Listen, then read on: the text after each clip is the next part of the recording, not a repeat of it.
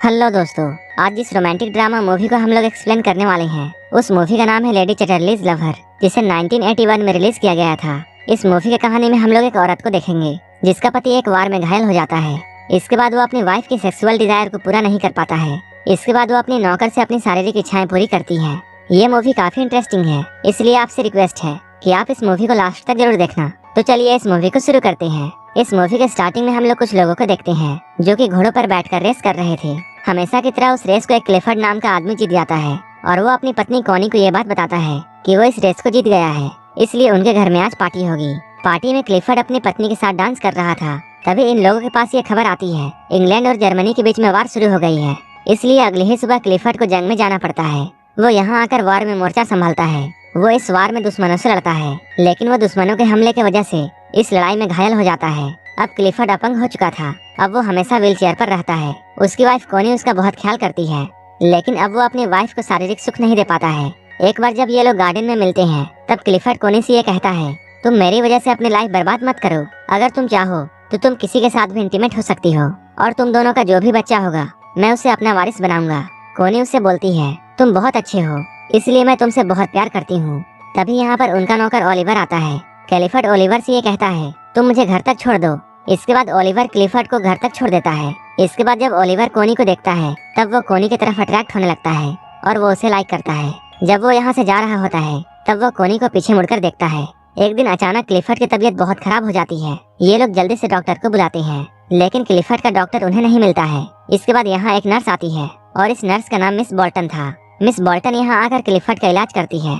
ठीक होने के बाद क्लिफर्ड कोनी से ये कहता है, तुम ओलिवर के पास जाओ और वहाँ जाकर देखो कि काम कैसा चल रहा है।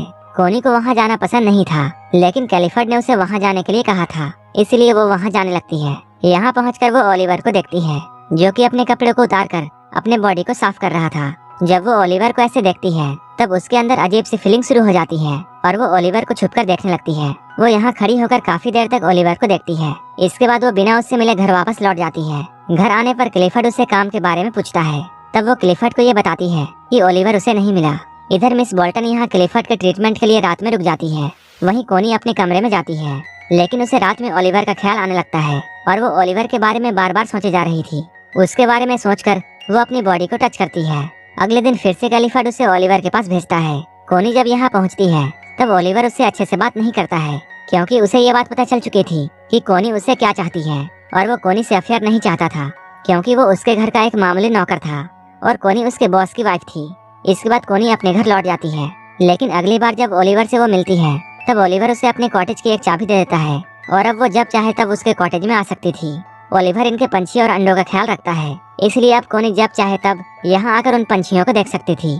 कोनी अब हर रोज यहाँ आने लगी और वो यहाँ आकर चुपके से ओलिवर को देखती थी। जब वो ओलिवर के पास जाती है तब ओलिवर उसे एक नन्हा सा चूजा दिखाता है, जिस चूजे को देखकर कोनी रोने लगती है, क्योंकि अब तक कोनी का कोई भी बच्चा नहीं था और अब क्लिफर्ड की हालत बहुत बुरी हो चुकी थी, इसलिए कोनी यहाँ रोने लगती है। तब ओलिवर उसके करीब आता है और उसे गले से लगा लेता है। इसके बाद ये दोनों यहीं पर इंटीमेट होते हैं, लेकिन इंटीमेट होने के बाद कोनी को ऐसा करके बहुत बुरा लगता है और वो अंदर ही अंदर गिल्ट फील करने लगती है। इसके बाद वो यहाँ से भागकर अपने घर जाती है।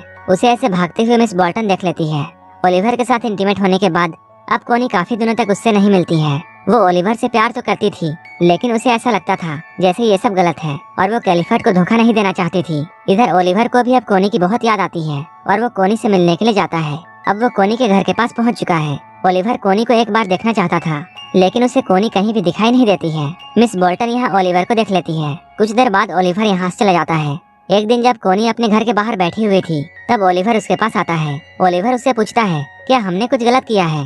कोनी उससे बोलती है, नहीं। इसके बाद दोनों जंगल में जाते हैं और ये लोग फिर से इंटीमेट होते हैं। एक बार ओलिवर क्लिफर्ड के घर में आता है और वो यहाँ आकर क्लिफर्ड से बातें करता है। ओलिवर यहाँ क्लिफर्ड को ये बताता है उसने 2 शिकारियों को पकड़ा है जो कि उनके पक्षियों का शिकार कर रहे थे। तभी कोनी यहाँ आती है और वो ओलिवर से ये पूछती है, तुम यहाँ क्या कर रहे हो? जब क्लिफर्ड कोनी और ओलिवर को देखता है तब उसे इन दोनों पर शक होता है। इसके बाद ओलिवर उन दोनों शिकारियों को क्लिफर्ड के पास लेकर आता है। यहाँ क्लिफर्ड और कोनी दोनों उन शिकारियों को देखते हैं। क्लिफर्ड ओलिवर से ये कहता है, इन दोनों शिकारियों पर मुकदमा चलना चाहिए, लेकिन कोनी उसे ऐसा करने से मना करती है। क्लिफर्ड उनसे बोलता है, मैं एक शर्त पर इन दोनों को छोड़ सकता हूँ। अगर ओलिवर अपने हाथ से उन दोनों को पीटेगा तब मैं उन दोनों को छोड़ दूंगा। अगर ओलिवर ऐसा नहीं करता है तब उसे इस नौकरी से निकाल दिया जाएगा ओलिवर उन दोनों को पीटना नहीं चाहता था, लेकिन अपनी नौकरी के लिए उसे ऐसा करना पड़ता है। एक दिन जब कोनी ओलिवर के पास जाती है, तब वो उससे ये कहती है, मुझे एक बच्चा चाहिए। ओलिवर उसकी बातों को सुनने के बाद उससे ये पूछता है, क्लिफर्ड का तब क्या होगा, क्या वो उस बच्चे को अपनाएगा? तब कोनी उसे बताती है, मैंने क्लिफर्ड से बात कर ली है। तब ओलिवर उससे पूछता है, क्या क्लिफर्ड हमारे बारे में जानता है? कोनी कहती है, मैंने हमारे बारे में उसे नहीं बताया है, लेकिन मैं ये जानती हूँ कि मैं तुम्हारे बगैर नहीं रह सकती हूँ। तब ओलिवर उसे बताता है, तुम्हें एक रात मेरे कॉटेज में आना होगा, और वो ऐसा करने के लिए कोनी की बात मान जाता है। जब कोनी यहाँ से घर जाती है, तब मिस बोल्टन को कोनी के सर पर एक घास का टुकड़ा दिखाई देता है, जिसे देखकर वो समझ जाती है ओलिवर और कोनी का अफेयर चल रहा है। इधर हम लोग कोनी और ओलिवर को देखते हैं, जो कि अक्सर अब मिलते हैं। यहाँ कोनी ओलिवर से ये कहती है, मैं एक रात तुम्हारे कॉटेज में जरूर आऊंगी, और मैं उस रात तुम्हारी वाइफ की तरह रहूंगी, लेकिन मैं क्लिफर्ड को छोड़ना नहीं चाहती हूँ, क्योंकि मैं क्लिफर्ड से बहुत प्यार करती हूँ और उसे अभी मेरी बहुत जरूरत है। यहाँ ओलिवर उससे ये कहता है, अगर तुम उसे हमारे बारे में बताती हो, तब शायद हम दोनों को अलग होना पड़ेगा, क्योंकि मैं एक नौकर हूँ और क्लिफर्ड ये कभी नहीं चाहेगा कि तुम्हारा अफेयर एक नौकर के साथ रहे और एक नौकर का बच्चा उनका वारिस बने। शाम में जब कोनी वापस आ रही होती है, तब क्लिफर्ड बाहर से आते हुए कोनी को देख लेता है। कोनी जब घर पहुंचती है, तब वो क्लिफर्ड के पास आती है। यहाँ आकर कोनी क्लिफर्ड से ये पूछती है, तुम यहाँ बाहर क्या कर रहे हो? क्लिफर्ड उसे बताता है, मैं सनसेट देखने के लिए यहाँ आया हूँ। अब क्लिफर्ड को कोनी के बारे में पता चल चुका था और वो ये जानता था कोनी और ओलिवर का अफेयर चल रहा है, लेकिन अब वो उन दोनों का इंसल्ट करना चाहता था, इसलिए वो अगली सुबह ओलिवर के पास जाता है। लेकिन ये दोनों यहाँ आकर देखते हैं ओलिवर अपने घर पर नहीं है। इधर ओलिवर खुद ही कोनी से मिलने के लिए उसके घर की तरफ गया है। इसके बाद ओलिवर किसी तरह कोनी से मिलता है और वो उससे ये बोलता है, तुम आज रात मेरे साथ बिताओगी। इधर हम लोग क्लिफर्ड को देखते हैं, जो कि जानबूझकर अपनी बाइक कीचड़ में फंसा देता है और वो कोनी को आवाज लगाता है। कोनी जब उसके बाइक को धक्का दे रही होती है, तब वो अपनी बाइक से कोनी पर कीचड़ उछालता है। इसके बाद वो जोर से आवाज लगाकर ओलिवर को बुलाता है और वो ओलिवर के साथ भी ऐसा ही करता है। जब क्लिफर्ड सो जाता है, तब कोनी अपने रूम से निकलकर ओलिवर के पास जाती है। इसके बाद ये लोग घपाघप करते हैं। इधर अचानक क्लिफर्ड की नींद टूट जाती है, क्योंकि उसे ऐसा लगा था कि कोनी घर पर नहीं है। इसके बाद वो किसी तरह कोनी के कमरे तक जाता है। वहाँ वो देखता है कोनी अपने कमरे में नहीं है। जब सुबह होती है, तब क्लिफर्ड कोनी को घर आते हुए देखता है। यहाँ कोनी क्लिफर्ड से ये कहती है कि तुमने ही मुझसे ये कहा था कि एक आदमी पसंद करो और उसके साथ इंटीमेट होकर मुझे एक वारिस दो। लेकिन क्लिफर्ड उससे ये कहता है, मैंने तो ये कभी नहीं कहा था कि तुम एक नौकर के साथ इंटीमेट हो जाओ। इस बात से क्लिफर्ड को बहुत गुस्सा आता है। इसके बाद क्लिफर्ड कोनी को पेरिस भेजता है और वो ओलिवर को काम से निकाल देता है। इधर पेरिस में जब कोनी अपने सिस्टर के साथ होती है, तब उसे ये बात पता चलती है कि वो प्रेग्नेंट है। इसके बाद वो फिर से क्लिफर्ड के पास आती है, लेकिन यहाँ आकर उसे ये जानकारी मिलती है कि क्लिफर्ड ने ओलिवर को काम से निकाल दिया था। इसके बाद वो ओलिवर को ढूंढने के लिए चली जाती है। वो ओलिवर को ढूंढ लेती है और उसे अपनी सारी बात बताती है कि वो उसके बच्चे की माँ बनने वाली है और वो ओलिवर के साथ रहना चाहती है, इसलिए वो क्लिफर्ड को छोड़ देगी। लेकिन ओलिवर उससे ये बोलता है, तुम्हें अपना बच्चा मिल चुका है और तुम्हारे पति को उसका वारिस मिल गया है, इसलिए तुम्हें अब घर जाना चाहिए, क्योंकि मेरे पास अब तुम्हें देने के लिए कुछ भी नहीं है।